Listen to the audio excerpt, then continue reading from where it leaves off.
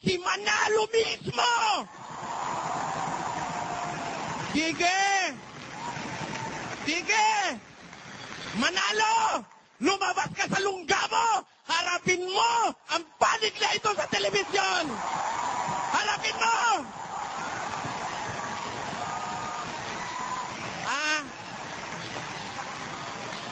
Ang ginagawa nyo, umuupa kayo ng tagangak-ngak na puro mga sinungaling, nagpupuputol ng tape para pag-iba-ibahin ang sentido sinasabi.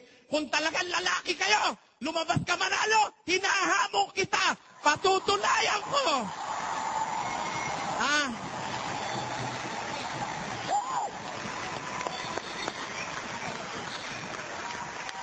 Eto mga kapatid, pakinggan nyo. Hinahamon ko si Ranyo Manalo o si Eduardo Manalo. Patunayan niya ang iglesia ni Manalo, iglesia ni Cristo, tinatag ng tatay niya, totoo. Patutunayan ko sa demonyo ang iglesia yan. Ayon sa Biblia. Eto. Para matigil na ito, paninira laban sa kapwa-tao ng mga ministro ni Manalo, haharapin ko kayo sa isang national television. Magbabayad ako ng share, magbayad kayo ng share. Eto, pag hindi ko ginawa ito, mga kapatid, pag pumayag sila at hindi ko ginawa, layasan ninyo ang samaang ito.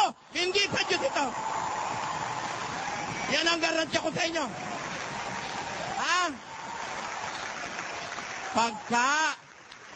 Pagka nangahas si Ranyo Manalo na lumitaw, tapos ako umatras, wag na kayong babalik dito. Hindi totoo ito.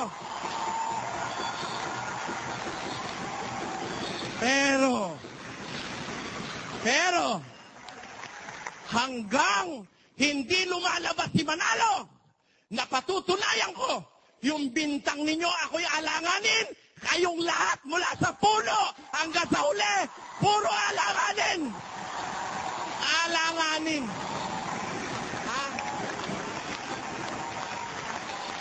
Mula sa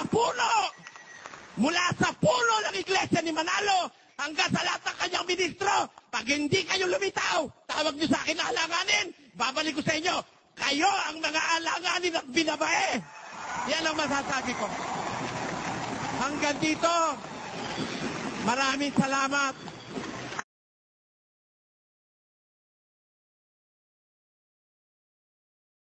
Kaya nga, sabi ng ating tagapamahalang pangkalahatan, ang sinasabi sa iyo, Mr. Soriano. Sandali ha?